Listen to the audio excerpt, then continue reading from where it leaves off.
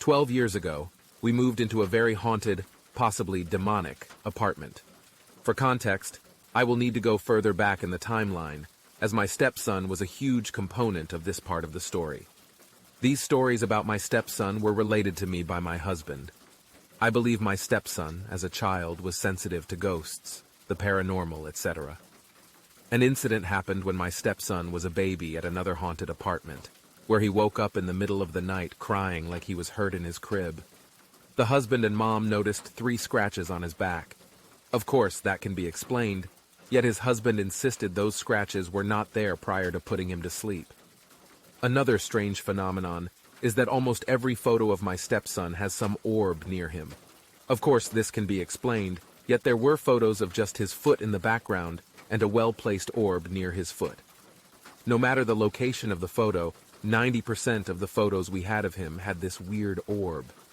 Now, jumping back to 12 years ago, we had found an apartment to rent.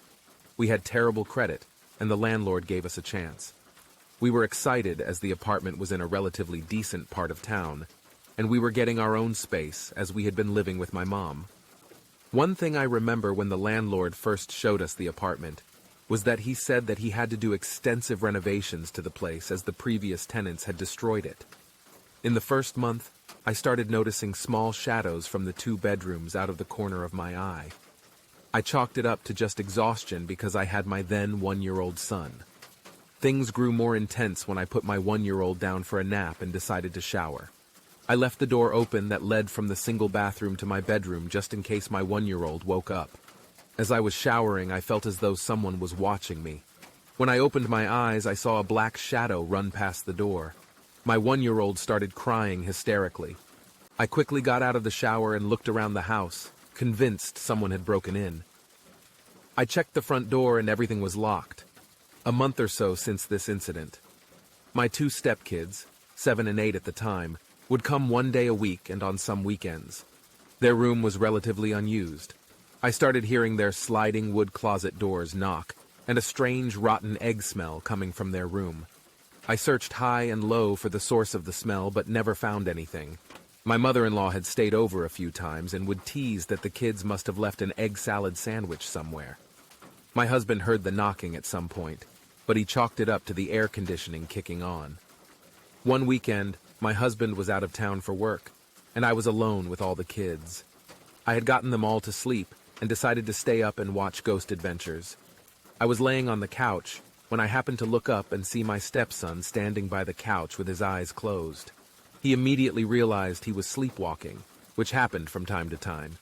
He started mumbling about an old, scary man in his closet.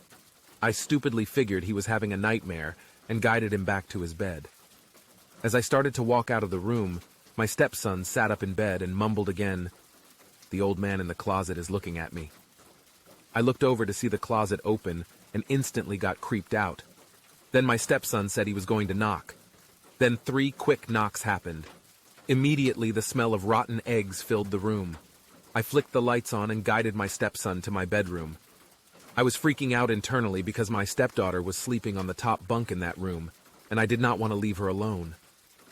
I got all the kids into my bed and stayed up until I could no longer fight sleep. I'm not super religious, but I asked my mother for advice on what to do. She said to pray over the rooms, get oil on my fingers, and place crosses over each door frame. I did exactly what she told me. That night, I had a terrible nightmare that my mom was possessed. In the nightmare, she had died a gruesome death that I was made to watch. I woke up hysterically crying. I wanted nothing more than to be able to move, but it was not an option. After this, the activity in the apartment calmed. Yet one new thing started happening. One night I woke up in bed shaking. It felt as though someone had placed their knees against our mattress and was shaking it. As soon as I tried to wake up my husband to see if he felt it, it would immediately stop. This would happen weekly. For context, my 1-year-old son slept in a toddler bed in front of our bed. One night, my 1-year-old and I were up in the living room. My husband went to bed early as he had to go to work early the next day. He came out looking upset and said to stop allowing our 1-year-old to come in the room because he was shaking the bed. I told him our son never went into the room.